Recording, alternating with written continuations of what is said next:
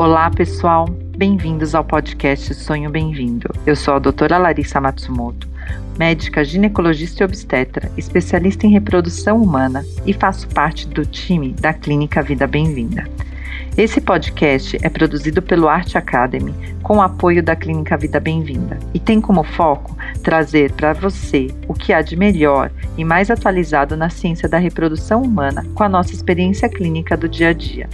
Acreditamos muito na força da boa informação e o nosso objetivo é ajudar a atingir o sonho de ter um filho, através de conteúdo de alta qualidade, reunidos por quem trabalha com infertilidade.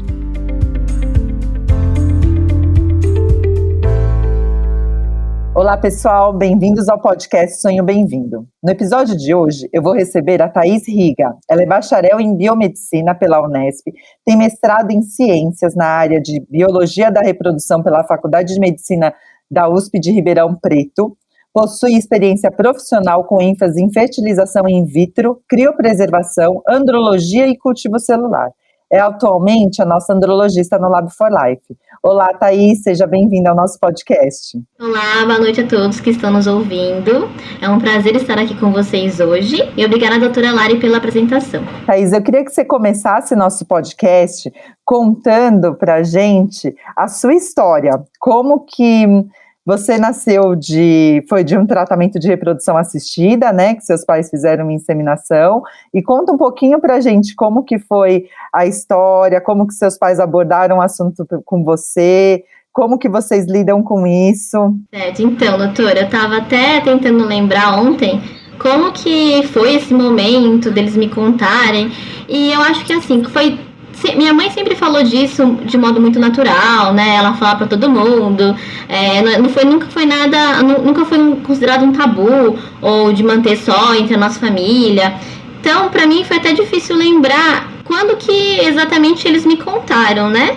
E aí ontem, conversando com os meus pais, a gente lembrou que foi durante uma conversa que eu e ele a gente teve no carro. Eu tava voltando de um curso, tava fazendo esse curso da área de reprodução nos primeiros anos da graduação. Eu devia ter uns 19 anos. Era um curso assim introdutório, né, da área de reprodução que eu sempre gostei. E aí no carro, eu contando lá das novidades do curso e tudo mais. E meu pai falou, né, que tinha sido por inseminação. Eu já sabia, assim, né, que eles tinham tido dificuldade para engravidar desde sempre, mas eu não sabia exatamente o que eles tinham feito, né, eu acho que a gente também, como foi sempre muito natural, a gente não considerava isso um tabu ou algo assim a ficar pesquisando muito, né. Então aí foi voltando desse curso que eu tava fazendo. E aí eu fiquei super animada, né, que eu tinha acabado ali de ter lá o curso e ouvido um pouco mais sobre a área, né, que nos primeiros anos da faculdade a gente não tem nenhum contato. E aí, para saber mais detalhes, eu tive que perguntar para minha mãe, né, porque meu pai, ele não sabia ali muito bem. Aí eu lembro que chegando em casa, a minha mãe, ela sempre contou com muito carinho, ela fala como foi sofrido, como foi uma jornada muito difícil. Eles casaram, eles tinham 27, 28 anos, né? Minha mãe tinha 27. Eles começaram a tentar engravidar depois de 3, 4 anos, né, que eles estavam juntos. Minha mãe engravidou de mim quando ela tinha 39 anos, né? Foram vários anos, ela fala, né? 9 anos depois. Foram vários anos. Se for contar desde que eles casaram, foram uns 12 anos ali, né, de relacionamento, sendo que desses 12 anos, uns 9 anos foi tentando, né.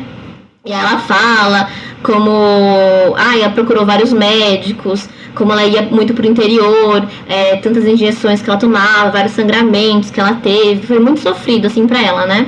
Procurando, né, vários especialistas na área. Claro que naquela época ainda, acho que hoje em dia ainda muito assim, né, de focar muito o tratamento na mulher. E aí foram descobrir que, na verdade, o meu pai que tinha varicocele, né, e aí ele tratou essa varicocele, fez a varicocelectomia, 1990, né, e aí a inseminação foi realizada em 1991, e minha mãe até fala até hoje, né, dia 20 de junho, era uma quinta-feira, de 1991, ao meio-dia foi a inseminação. E aí, vira e mexe, não é todo ano que ela me lembra, mas nesses últimos anos ela sempre fala, ai, hoje, dia 20 de junho, foi quando foi feita a inseminação. Então ela sempre falou de uma maneira muito carinhosa. Claro, né, ela também conta como foi difícil, né, eles dois tentando, os custos e o desgaste emocional também, né? E tudo que eles passaram juntos. E para ela é um marco, então, né? A data foi um marco, né? Que a gente vê isso nos nossos casais, né, Thaís? E acho importante você relatar a sua experiência, né, como filho, porque mostra pra gente que muitas vezes isso de lidar com o tabu da infertilidade, né, traz e tratar isso de forma natural na família, para quem é filho, né, isso não reflete em, né, nada, nenhum problema de relacionamento entre os pais, né, que muitas das pessoas ainda têm essa preocupação, né, justamente por ainda ser um tabu, e há 9 anos, né, sua mãe 9 anos tratando a infertilidade, né, para ela é um marco. E eu acho que até essa questão, né, das famílias ficarem preocupadas, eu acho que isso até cria um laço ainda maior, porque ela fala com tanto carinho, tanto orgulho de tudo que ela passou e tanta essa obstinação que ela teve, que ela falou assim, que ela ia tentar. Ontem eu conversando com ela tá falando, não, enquanto eu tivesse capacidade física, assim, né, de que eu tivesse meus óvulos, que ela ia tentar, mas que ela também aceitaria a doação, sem problemas, mas ela queria tentar ainda mais um pouco, né. Então, mas que ela até tinha, naquela época, né, já falavam pra ela, por que você não tenta adotar? Não que seja nenhum problema, né. Ela estava até disposta, né, mas ela gostaria de tentar ir um pouco mais com os próprios óvulos dela, né. Então, eu acho que acaba sendo uma preocupação, né, com certeza, né, das famílias, mas dos pais, né, de contarem para os filhos, mas por experiência própria eu posso dizer que isso não foi nenhum problema, não teve nenhuma quebra de laço, nem nada assim, foi o que até fortaleceu mais ainda, né, o nosso laço. Eu acho que muito também de se sentir, né, querida, nessa trajetória inteira, né, dos seus pais, você sentir ali que você foi mesmo muito desejada, né, quando ela teve o sucesso. Sim, ela sempre fala isso. Sempre fala isso, como foi uma luta, uma batalha, 11 anos tentando, ela fala com muita alegria. Isso eu acho que é muito importante, é um sentimento muito bom, né, que traz, eu acho, para todo mundo. E é isso, né, a gente vê assim, os casais passarem por muito, muito tempo nessa jornada mesmo de infertilidade, quando atingem o sucesso, assim, acho que todo o sofrimento que passou ali depois, né, com uma filha maravilhosa como você, assim, né, Thaís, que só dá orgulho para a família. Obrigada, doutor. Esse sentimento bom, né, mas os 9 ou 11 anos ali que eles ficaram, né, para conseguir a gestação, esse período deve ter sido muito sofrido para os dois, né, e numa fase que era um pouco diferente do que a gente tem hoje, né? Há 30 anos atrás. O acesso, né, o tratamento, as chances de sucesso eram mais baixas, né? Sim. E para você? Foram várias tentativas, assim, ela falou até, ela mudou de médico algumas vezes, né? E aí ela falou que ela tentou muito tempo em Araraquara, foi para o interior de São Paulo, depois um médico bem antigo da área, e aí depois veio para São Paulo com esse outro médico que era meio recém-formado, e aí deu certo. Eles tentaram outra inseminação com ele em maio, né, do mesmo ano, em 91, e depois, na segunda tentativa com esse mesmo médico que deu certo, né, no dia 20 de junho ali.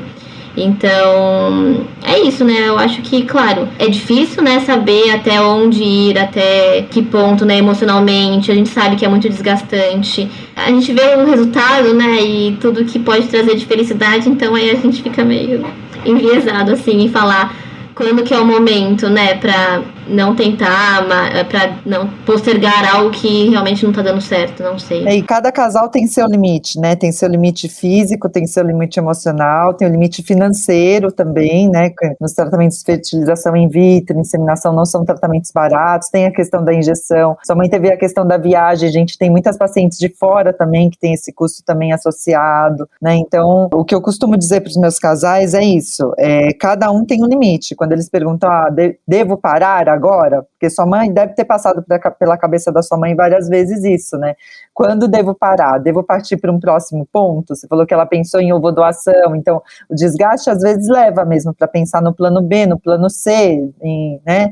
E o casal, quando esse casal chega no limite, fica mais fácil de aceitar os outros, né? Que nem sempre é o plano A ali, o plano que eles tinham planejado de que conseguisse a gestação por aquele método. Isso, chegar ali no limite, torna mais aceitável e torna mais natural a escolha, passar pelas outras escolhas, né, como ovodoação, que depois a gente vai comentar um pouquinho desse estudo que suscitou esse podcast aqui, né. Thaís, eu vejo você muito entusiasta mesmo com os tratamentos de inseminação, você é sempre muito empolgada, sempre buscando o melhor para os nossos casais, né, vamos usar a placa de Zymote, vamos tentar essa técnica, nos tratamentos de fertilização in vitro, e você acha que muito da decisão por você ter escolhido a área da medicina reprodutiva veio da sua história? Acho que sim, acho que influenciou.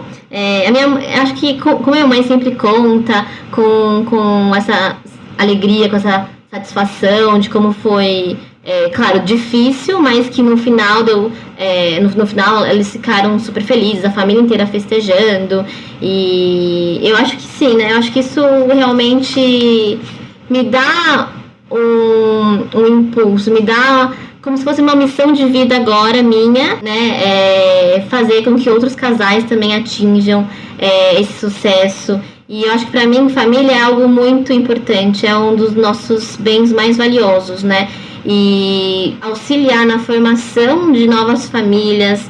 Eu penso muito assim nos pacientes, eu acho que eu pego muito isso que o que minha mãe sofreu, o que a minha mãe passou de dificuldade para conseguir engravidar, com uma missão de vida agora para mim, né, com um propósito para eu seguir e conseguir ajudar agora as outras pessoas a também atingirem esse mesmo sonho, né. Então, para mim é algo muito, muito importante e algo assim que eu, todo dia, né, aqui, né, no laboratório, né, a gente tem os casos que a gente, assim, são todos os casos a gente sempre senta, discute e tem muito amor, né, por cada caso. A gente torce, não só eu, mas todo mundo aqui do laboratório, nós torcemos muito, muito pelos casais. Então eu acho que é muito importante cada pessoa, né, que trabalha aqui na jornada, desde a moça que leva o café, desde a enfermeira. É importante ter esse propósito muito bem definido dentro de nós, né, porque a gente lida com algo que não dá nem para descrever, algo que não tem valor, que é imensurável, né? A gente mensurar o tanto de expectativa, o tanto de amor, o tanto de... Da luta, né, de cada casal, né? Da luta de cada pessoa. Então eu acho que tudo que meus pais passaram, né, me influenciou, sim, e que agora é a minha missão continuar e que eu consiga ajudar as pessoas a chegarem no tão desejado bebê em casa, né? Nossa, emocionante. E aí, Thaís, queria que você explicasse um pouquinho como que é o seu trabalho aí no Lab for Life, seu dia a dia como andrologia, qual a importância da andrologia nos tratamentos de reprodução assistida? Então, o Lab for Life é um laboratório de medicina reprodutiva, né, que atende médicos e pacientes, que então passam por essa jornada da reprodução assistida. O andrologista, dentro do laboratório, ele auxilia o médico nos tratamentos e na investigação masculina, né? Na investigação da saúde reprodutiva masculina. A gente que, como andrologista, avalia a qualidade espermática, a gente prepara as amostras para fertilização in vitro, para inseminação intrauterina. A gente também realiza congelamento de espermatozoides, de amostras de captação cirúrgica de espermatozoides, juntamente com o médico urologista. E também, claro, discutimos os casos, as melhores estratégias para cada casal, para cada paciente, para então vocês, como pacientes, obterem os melhores resultados possíveis. Eu até dei uma quebrada aqui no assunto, porque senão eu ia ver que se a gente continuasse naquele discurso que a gente estava, ia acabar eu e você chorando aqui, Thaís. Porque seu envolvimento no laboratório, seu envolvimento com os casos é muito digno mesmo, é real, a gente percebe isso no dia a dia, com cada caso que a gente discute, você vem atrás, não, doutora, você já pensou em fazer dessa forma, e não sei o quê, duas coletas, a gente vê que é uma paixão mesmo, e que faz diferença para os nossos casais. Queria até agradecer esse envolvimento que você tem. Ah, imagina, eu sou muito feliz, né, fazendo o trabalho aqui no Lab for Life enfim, na investigação, no tratamento dos casais inférteis, e é uma satisfação muito grande estar aqui, estar na área, estar aqui,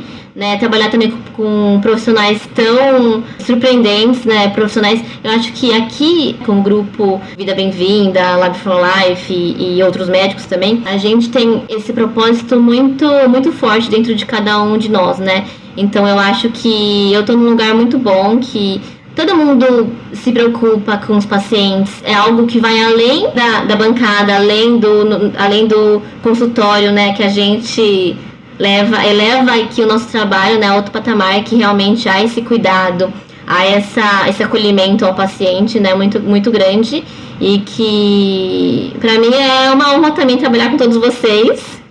Fico muito, muito feliz e muito grata. Pra mim é incrível. Eu acho que quando a gente gosta do que faz e tem esse propósito, né? Pra mim, né? Então, claro que cada dia é um dia e cada paciente a gente tenta fazer o nosso melhor. Então, é pra isso que nós estamos aqui. Pronto, choramos. Ai, Thaís, é muito bonito. Esse amor, essa dedicação. E, Thaís, agora você está dedicada na parte científica, né, da clínica e do Lab for Life, e recentemente você levou um pôster, né, para o Congresso Brasileiro de Reprodução Assistida. Queria que você falasse um pouco sobre o artigo. Foi um relato de caso, né, que ocorreu aqui no Lab for Life em 2020. Foi sobre um sêmen que foi congelado e armazenado por aproximadamente 24 anos, né? Era um paciente doador de sêmen que doou o sêmen em 1996 para um banco de sêmen nacional, né? E de 1996 até 2020, essa amostra ficou armazenada no banco de sêmen. E aí, em 2020, um casal, paciente nosso, um casal homoafetivo feminino, escolheu esse doador, né? E aí trouxe aqui pro Lab for Life. Aí esse casal de pacientes, uma delas foi realizada a captação de óvulos em uma das pacientes e teve uma boa quantidade de óvulos, teve boa formação de embrião. A gente descongelou a amostra para então fertilizar esses óvulos dessa parceira. Então essa amostra que ficou lá congelada há 24 anos descongelou super bem, uma ótima taxa de sobrevivência, ótima taxa de espermatozoides móveis, né, pós-descongelamento. E além disso, então, houve uma boa formação de embriões, e todos foram congelados, né, e 2 deles posteriormente foram transferidos para o útero da parceira dela. E aí, então, após essa transferência, né, elas engravidaram de gêmeos, tiveram 2 bebês gêmeos no mesmo ano, né, em 2020, e eles nasceram super bem, né, até hoje eles estão tão saudáveis, a gente faz esse acompanhamento, eles estão saudáveis e não apresentaram nenhuma malformação. Então, esse relato de caso, assim como outros artigos da literatura, suportam essa premissa que sim, o congelamento lento para espermatozoides, o congelamento, a criopreservação de espermatozoides é uma técnica muito bem estabelecida, né? E que é uma técnica segura, uma técnica que mantém sim eles com qualidade, mesmo após muito tempo de estarem ali armazenados e congelados, né? Então, é algo assim para se pensar para aqueles pacientes oncológicos, adolescentes ou até jovens adultos que congelam a amostra e aí vão utilizar daqui 10, 20 anos, na idade que eles vão querer ali constituir uma família. Então, nesse caso específico, foi uma amostra de doador, mas é mais pra gente ter dados que comprovem, que ajudem na literatura científica a dizer que sim, criopreservação de espermatozoides, de gametas, é algo muito seguro, né? Então, para os pacientes ficarem tranquilos que a gente aqui realiza, nós, né, e várias outras clínicas, nós todos realizamos a mesma técnica, hoje em dia, que é esse congelamento lento. Hoje em dia também está surgindo a vitrificação de espermatozoides, que é um congelamento ultra rápido, mas que hoje em dia, né, o congelamento lento ainda é o método mais eficaz para o congelamento de espermatozoides. E sim, temos bons resultados, né, como a gente consegue ver nesse relato de caso, e também no nosso dia a dia, né, que a gente sempre descongela a amostra,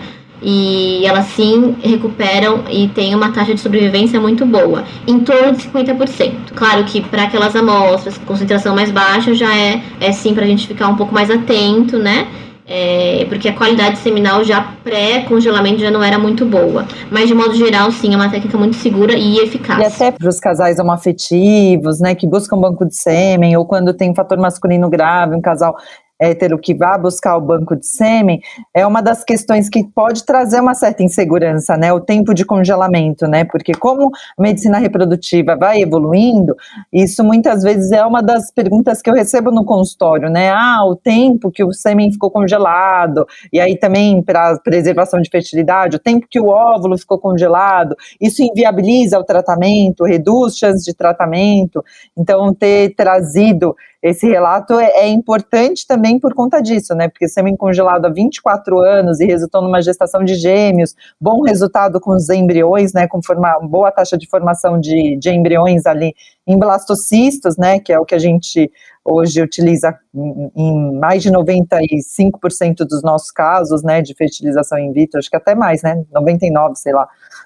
Poucas vezes a gente congela embrião. Sim, não, acho que é 99%, deve ser uns 99%. E congelamento de blastocisto, né, que a gente congela em 99% dos casos e boa taxa, né, então foi importante ter trazido esse caso, muito orgulho, Thaís, de você representando o Love for Life no congresso. Aí, Thaís, a gente começou falando dessa questão, né, de ser filho em tratamento de reprodução assistida, e como que você enxergava isso, se isso influenciou a sua relação familiar, né, e hoje a gente está nesse podcast também para abordar um pouco do estudo que saiu na Human Reproduction, que eles fizeram, avaliaram a questão de parentalidade e sob a visão dos filhos também, dos pais e dos filhos, em tratamentos de ovodoação, né, de recepção de óvulos.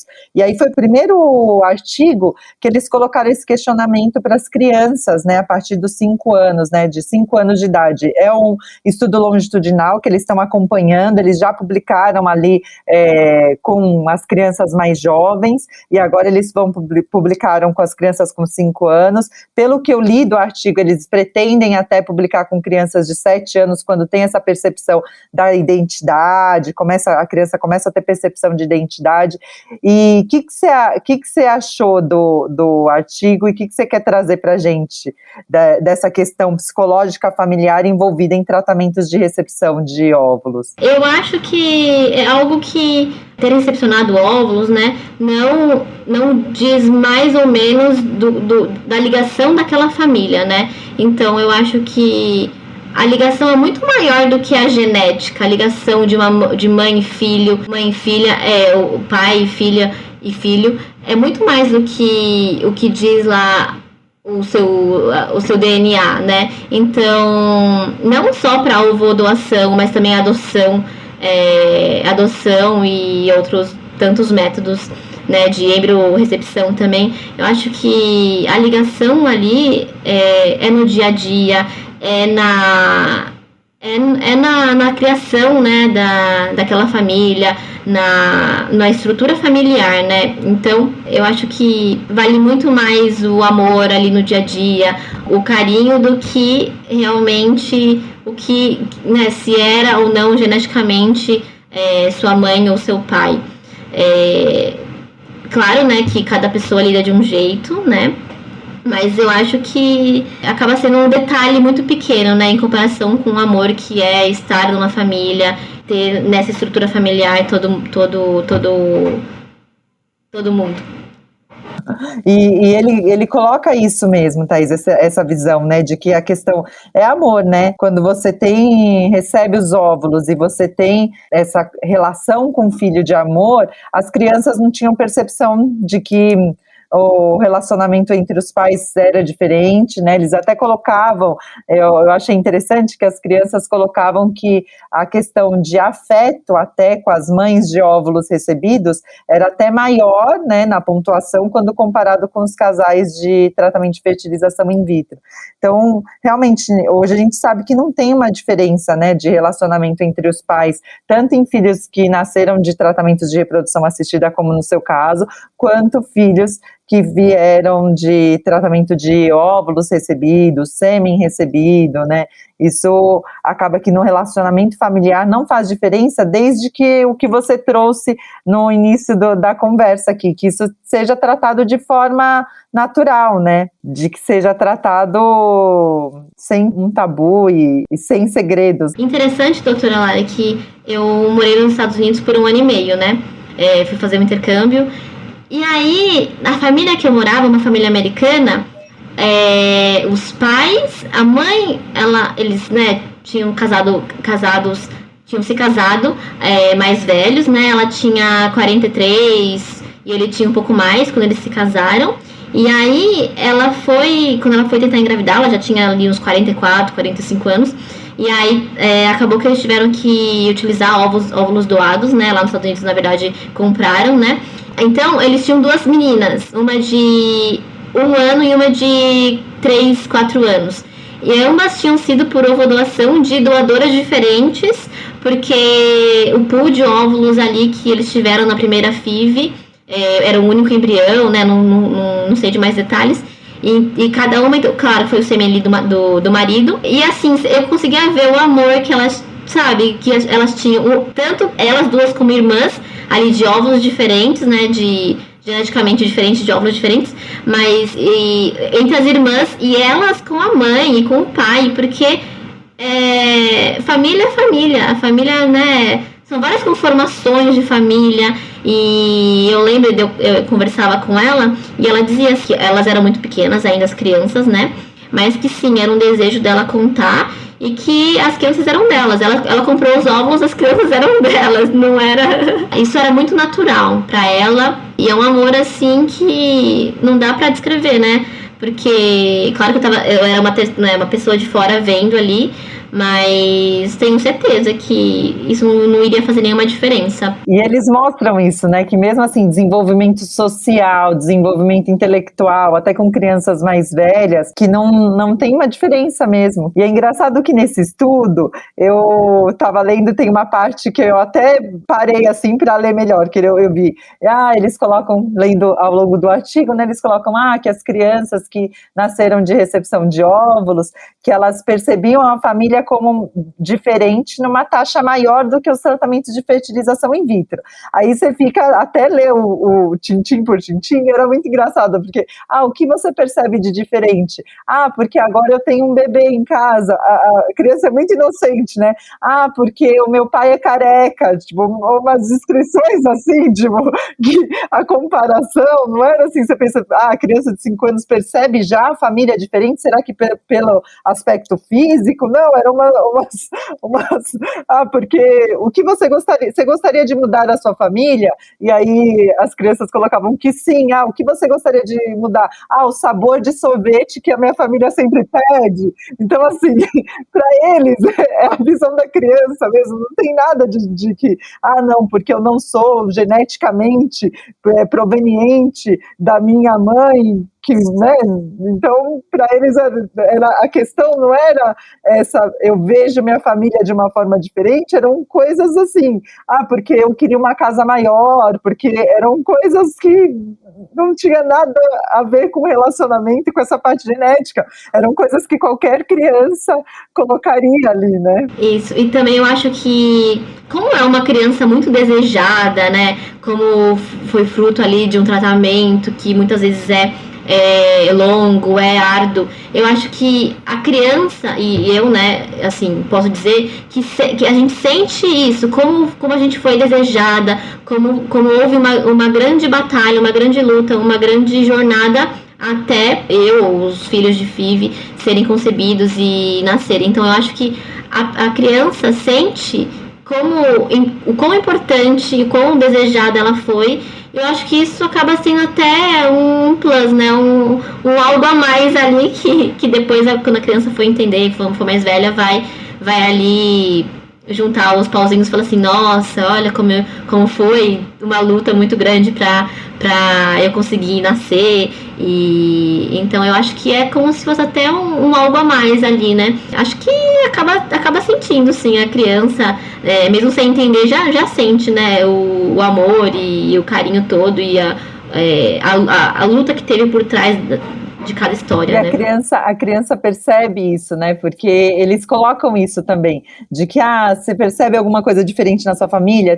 Tiveram algumas crianças, uma porcentagem de crianças que respondeu, percebo, porque na minha família os adultos brincam com crianças, e na família dos meus amigos não. Então, assim, você vê que esse envolvimento mesmo, esse desejo, vai além mesmo de uma questão de uma gestação às vezes indesejada, né? Então esse desejo, esse envolvimento e esse amor, essa dedicação pelo filho, a criança percebe isso também, né? E isso que acaba sendo mais importante, né? E pensando muito sobre como prestar esse auxílio, suporte emocional para famílias durante o processo de reprodução assistida, a gente tem na Vida Bem-vinda, né, encontros com pacientes de dentro e de fora da clínica, com participação da psicologia, que é a Juliana que conduz, tanto para famílias plurais, né, que os encontros acontecem de quinta-feira, quanto para as famílias que estão em busca de tratamento, que acontecem de segunda-feira. Você já participou alguma vez do encontro, Thaís? Ainda não, mas eu acho super legal, eu acho interessantíssimo. E eu acho super legal que isso é aberto, né, para o público geral.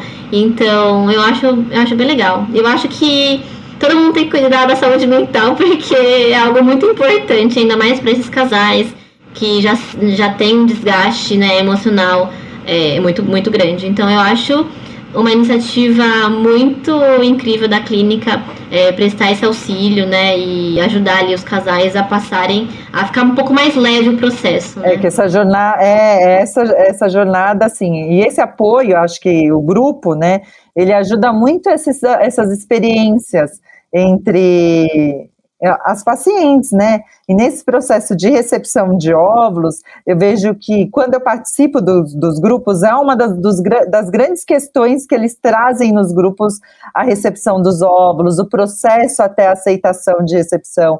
Porque a gente, como latino, a gente tem muito apego, né, à parte genética, até que você passe pelos tratamentos e aceite fazer um tratamento com óvulos doados, muitas vezes isso requer mesmo um tempo, contato com esses tratamentos e trazer esse tipo de informação. E eu adorei ler esse artigo, né, que suscitou esse podcast, porque ele traz a visão da criança e desmistifica o tabu. Conversar com você também foi importante para que o público perceba, né, que nascer de